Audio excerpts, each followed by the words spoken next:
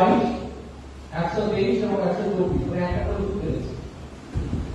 11 নম্বর ওয়ার্ডের এই তিনটা বুথে আজকে আমরা আমাদের পাড়া আমাদের সমাধান এই প্রকল্প নিয়ে এখানে উপস্থিত হয়েছে। আমাদের মধ্যে এখানে উপস্থিত হয়েছেন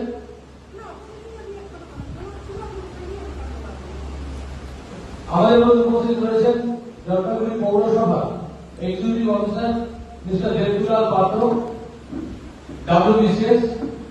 উপস্থিত রয়েছেন এলাকার কাউন্সিলর 11 নম্বর ওয়ার্ডের কাউন্সিলর মানসী বিশ্বাস রায়। উপস্থিত রয়েছেন আমাদের জলপাইগুড়ি পৌরসভার ইঞ্জিনিয়ার যশো প্রকাশ দেবদাস। সেলফ হেল্প গ্রুপ এর এলিউ লেভেল আন্ডারে তার অ্যাকাউন্টেন্ট সম্মোহিতা দেব।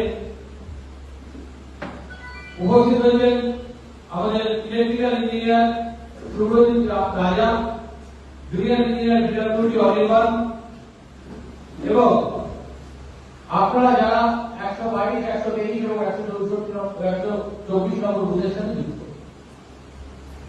আমি কোন রাজনৈতিক কথা আজকে বলবো না, এটা সম্পূর্ণ একটা সরকারি প্রোগ্রাম। এই প্রোগ্রামে আমি মহিলা থেকে শুরু করে পতাকা থেকে শুরু করে ঝন্ডা থেকে শুরু করে বিদ্যুৎ থেকে শুরু করে সোমা তুলি থেকে শুরু করে সভা থেকে শুরু করে সবাই এখানে উপস্থিত হয়েছে। আমার আস্তে আস্তে মানুষ আসছে। আমি প্রথমে যেটা বলি সেটা হচ্ছে যে এই মাননীয় মুখ্যমন্ত্রী মমতা বন্দ্যোপাধ্যায় যিনি প্রথম লক্ষ্মীর ভান্ডার চালু করেছিলেন এবং ভারতবর্ষের এই প্রথম কর্মসূচি যেটা জেনারেল কাস্টের মহিলাদের 1200 টাকা এবং জেনারেল কাস্টের 1000 টাকা এবং শিডিউল কাস্ট এবং শিডিউল ট্রাইব মহিলাদের 1200 টাকা করে দেওয়া। তাকে রেখে পরবর্তীকালে মধ্যপ্রদেশে চালু হয়েছিল তৎকালীন মুখ্যমন্ত্রী শিবরাজ সিং চালু করেছিলেন লাকি বেহারা, যেটা এখন ওখানে বন্ধ হয়ে রয়েছে।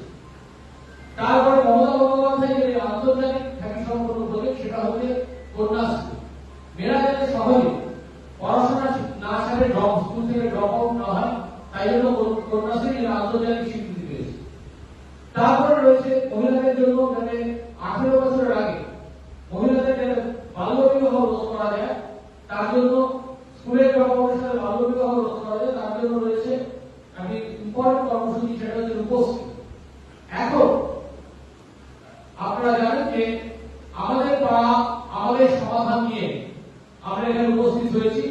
অনেক মানুষ আস্তে আস্তে ধীরে ধীরে আসছে এবং তারা একে একে এই ঘর ঘরে প্রবেশ করবে। একটা জিনিস আপনাদের মাথায় রাখতে হবে যে ভারতবর্ষে 3টে সরকার আছে। একটা কেন্দ্রীয় সরকার, প্রধানমন্ত্রী আর হেড। দ্বিতীয়টা হচ্ছে রাজ্য সরকার, মাননীয় মুখ্যমন্ত্রী মমতা বন্দ্যোপাধ্যায় যেটা হেড। এবং তৃতীয় হচ্ছে ভারতবর্ষের সংবিধানের 74তম সংবিধান সংশোধন করে 74th amendment of Indian constitution করে যেটা তৃতীয় সরকার, সেটা হচ্ছে জলপাইগুড়ি মিউনিসিপ্যালিটি বা যে কোনো শহরের মিউনিসিপ্যালিটি যেটা পৌর সরকার বলে, শহরের ক্ষেত্রে বা গ্রামের ক্ষেত্রে ত্রিস্তরীয় পর্যায়ে। আজকে আমাদের সমাধানে সারা বাংলায় এখন বুথ বেড়েছে 200 তালিকা, তার আগেও 2রা অগস্ট থেকে যেটা শুরু হয়েছিল 80,000 বুথ ছিল। 3টা করে বুথ, সবাই ভিতরে চলে আসুন। 3টে করে বুথ নিয়ে একটা করে ক্লাস্টার এবং 27,000 ক্যাম্প সারা বাংলায় অনুষ্ঠিত হচ্ছে। না ঠিক আছে, আপনার ঢুকে যান সবাই। 27,000 ক্যাম্প অনুষ্ঠিত হচ্ছে এবং আমাদের শহরে 43টা ক্যাম্প অনুষ্ঠিত হচ্ছে। 11 নম্বর ওয়ার্ডে গতকাল 3টে বুথ 119, 120, 121 অনুষ্ঠিত হয়েছিল। প্রায় 750 জনের উপর মানুষ গতকাল অংশগ্রহণ করেছিলেন।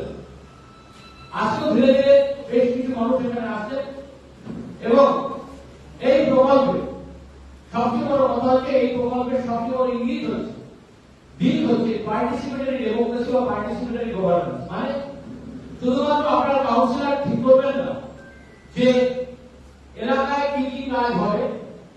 এখন আপনাদের কাছ থেকে মাননীয় মুখ্যমন্ত্রী শুনতে চেয়েছেন আপনার এলাকায় কি কি ছোট ছোট কাজ করা যায় এবং জেনে রাখবেন গণতন্ত্রে একজন কবিপতিরও একটাই ভোট এবং একজন খেলা চালকেরও একটাই ভোট। এটাই গণতন্ত্রের সবচেয়ে বড় সৌন্দর্য। সেই গণতান্ত্রিক প্রক্রিয়ার মধ্যে আমাদেরকে প্রথমে ভাবতে হবে যে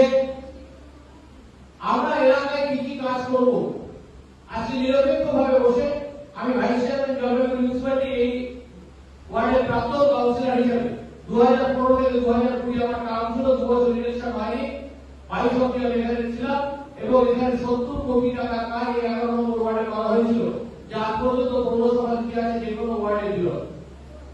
আজকে সেখানে দাঁড়িয়ে আমরা আবার 11 নম্বর ওয়ার্ডের আমরা বিশেষভাবে এই আমাদের পাড়া আমাদের সমাধানে প্রতি বুথের জন্য 10 লক্ষ টাকা, মানে এই তিনটে বুথ আছে 122 123 30 লক্ষ টাকা মঞ্জুর হয়েছে, বুথ প্রতি 10 লক্ষ টাকা। এবং প্রত্যেকটা কাজ 30 জানুয়ারি 2026 মধ্যে কমপ্লিট করা হবে। কি কি কাজ? সিমেন্টের রাস্তা, কোন রাস্তা ভেঙে গেছে, ধরুন আমি বলি মরিলার মিডিয়া যেটা আমি বলে এসেছিলাম সেটা এখন ভেঙে গেছে, প্রায় 3 বছর 3.5 বছর হয়েছে, তা রিপেয়ার। আমি একটু মনে করিয়ে দিই, মিস্ত্রি বলি মনসা বলি, আজকে তার রিপেয়ার আপনাকে বলে যাই। তারপরে ডক্টর প্রীতি সরকারের বলি, তারপর পিভিসি শিল্প কনস্ট্রাকশন পুরোটাই রয়েছে।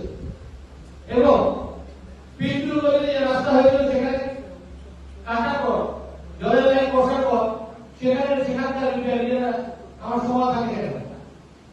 তুলিদের বলি যেটা রয়েছে তুলি বলতে সেখানে রিপেয়ার, জেসি বসের রিপেয়ার, জেসি বসের রিপেয়ার। তমালের যেটা বলি মানে অতুলদার বাড়ির দোকান থেকে আপনি যদি তমালের দিকে যান এবং আরো প্রাইমারি স্কুলের দিকে যান সেখানকার রিপেয়ার। এই কাজগুলো অত্যন্ত জরুরি। আপনি জলের ট্যাঙ্ক বসের দাবি করতে পারেন, আপনি এলইডি লাইটের কথা বলতে পারেন। 11 নম্বর ওয়ার্ড যেটা 11 নম্বর ওয়ার্ড থেকে করার সুযোগ আছে, 12 নম্বর থেকে করার সুযোগ আছে। নাহারের দোকান থেকে অর্ধেক অবধি মানে যেটা 11 নম্বর ওয়ার্ড থেকে গিয়ে আবার সোজা বালুরবাড়ি যাচ্ছে, এই যে রাস্তা তার আগে অবধি 4,96,000 টাকা অলরেডি টেন্ডার হয়ে গেছে এবং সেটা ওয়ার্ডও দিয়ে দিয়েছে, হ্যাঁ ওয়ার্ড হয়ে গেছে। এখন এই কাজগুলোকে আপনাদের বুথ প্রতি ধরে ধরে বলতে হবে এবং আপনাদের কথা লিপিবদ্ধ করা হবে। যেমন আমি আপনাদেরকে আরো একটা রাস্তার কথা বলি, শিবাজি লেনে যে রাস্তা এবং করিডোর রাস্তা এবং ব্রিজ দরকার, সমাগতি করিডোরের পাশ দিয়ে যেটা ঢুকেছে সেটার বাজেট প্রায় 45-50 লক্ষ হবে। সেটাকে আমরা আলাদাভাবে ধরছি, কারণ আপনার একটা দিন যাতে সরকার শেষ হয়ে যাবে। আমাদের কাজ হচ্ছে সিসি পাথের ছোট ছোট সিসি পাথ করা, সিসি পাথ যেটা ভেঙে গেছে রিপেয়ার করে দেওয়া, পিচের রাস্তা যেটা ভেঙে গেছে সেটাকে রিপেয়ার করে দেওয়া, জলের স্ট্যান্ড পোস্ট করে দেওয়া, এলইডি লাইট দেওয়া, সলিড ওয়েস্টে বালতি যেতে পারে দরকার নেই, তার কারণ হচ্ছে জলপাইগুড়ি পৌরসভার কাছে অপরন্ত 10,000 টাকা দিয়ে দেবো। এবং আমাদের পৌরসভার কাজ কি এটা আমাদের জানতে হবে। তৃতীয় সরকারের আমি আর বেশি করে বলবো না, এই কাজটা হচ্ছে রাস্তাঘাট করা, কারণ ছোট কালভার্ট করা, ড্রেন বানানো, আপনার তার সাথে এলইডি লাইট লাগানো, রাস্তাঘাটের আবর্জনা পরিষ্কার করা এবং এই যে হাউজিং ফর অল প্রকল্পে আপনারা বাড়ি পেয়েছেন যারা অনেকে গণতন্ত্রের বই দিয়েছিল, অনেকে যারা বাড়ি পেয়েছেন তারা 3,68,000 টাকা ঘর পেয়েছে। এই 3,68,000 ঘরের মধ্যে একটা প্রচলন আছে, বলার চেষ্টা হচ্ছে যেটা কেন্দ্রীয় সরকার দিয়েছে। আমি তথ্য দিয়ে বলে আমার তথ্য ভুল হয়। 3,68,000 মধ্যে যে বেনিফিশিয়ারি সে দিয়ে 25,000 দেবে, প্রধান 3,43,000 টাকা।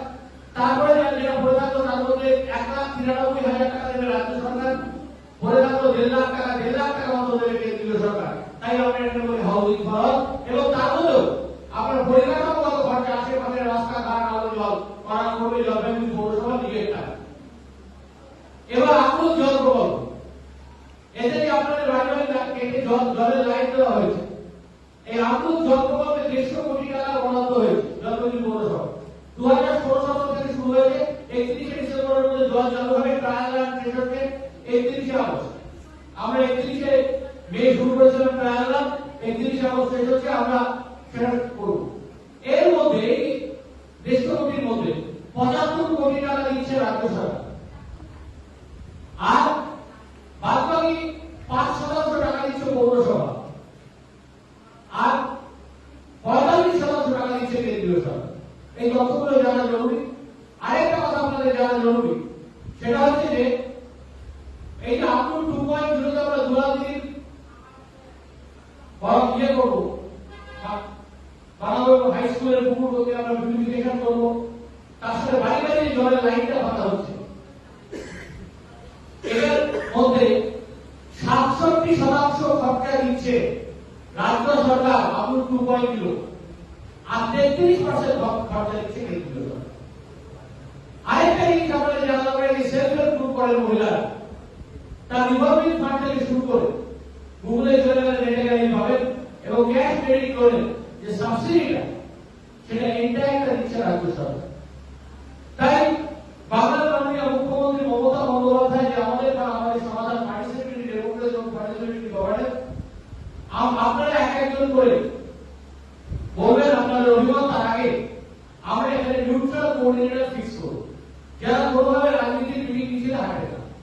তিনি অধ্যাপক হতে পারেন, তিনি শিক্ষক হতে পারেন, তিনি সমাজসেবী হতে পারেন, ডাক্তার হতে পারেন, তিনি উকিল হতে পারেন, তিনি